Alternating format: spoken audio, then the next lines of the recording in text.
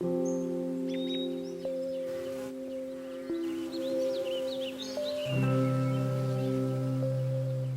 is the garden of clinical dietitian and author Nairi Hobbins. It's a 5-acre property in Margate, half an hour south of Hobart.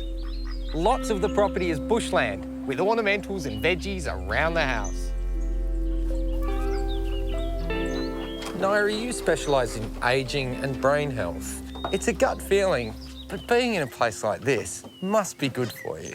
It is. Is there science behind that? Yes, there is. There's plenty of science. The neuroscience would say that just being out in the environment, getting the sort of the experience of the sunlight and the air and everything is really great for your brain and your body, of course, as well. So is your garden your happy place? Yes, it is. My husband Craig and I came here about nearly 10 years ago now, and we work a lot, we're busy a lot. So when we're away from work, it's so lovely to come home and to be able to look at something and go, that's going really well, I did well with that, and, you know, a little bit of work, but it's fantastic. It just boosts your brain. That I can appreciate. So here we are in a beautiful, slightly messy veggie garden. All the good ones are. So the wire protects from the possums and some of the wallabies as well.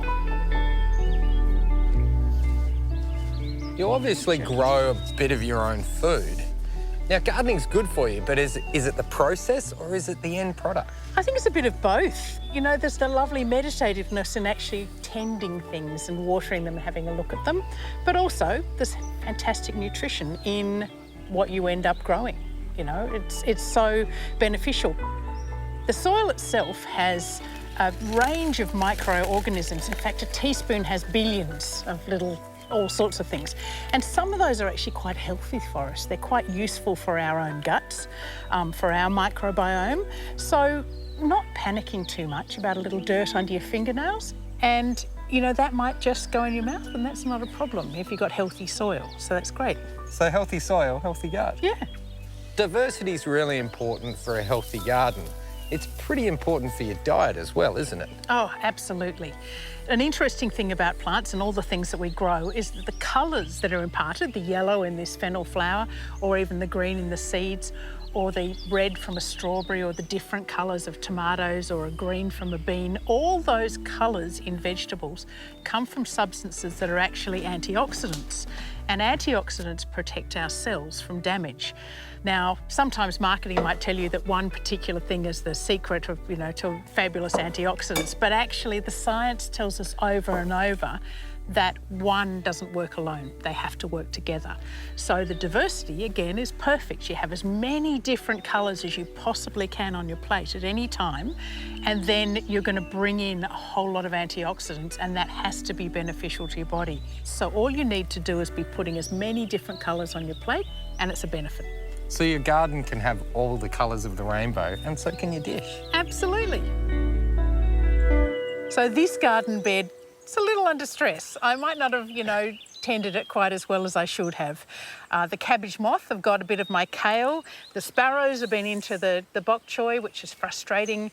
But the wonderful thing, and something you must be aware of, is that when something like this happens, or in any stressful situation that a plant is under, that might be all sorts of things. That might be not enough water, or cold, or heat, or cabbage moth, or whatever.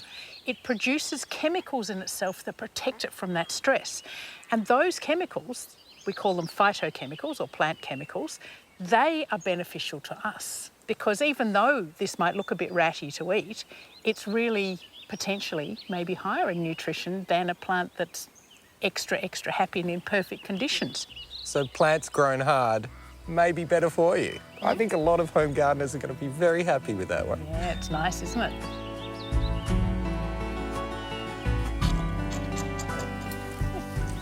Hey, I love the self-closing mechanism. I know, you always need a use for an old paint can, don't you? Yes. So, Nairi, what do you love about your garden? Well, so many things, but you know, one of the things that we forget about is the benefits to the brain of having a little bit of downtime. Yeah. So, you know, people are so focused on doing stuff, doing, you know, mental exercises, doing physical, all this stuff. And that's great for the brain as well. But you have to have time that you allow yourself to just Sit. and just notice things that are around you, to maybe watch a bird or a bee come to the water, just to experience that, to give your brain a chance to just slow down, settle, reduce your stress hormones, just appreciate what's around you. If anyone needed any extra motivation this weekend, you've now been informally advised by a health professional. Get outside. It'll be good for you.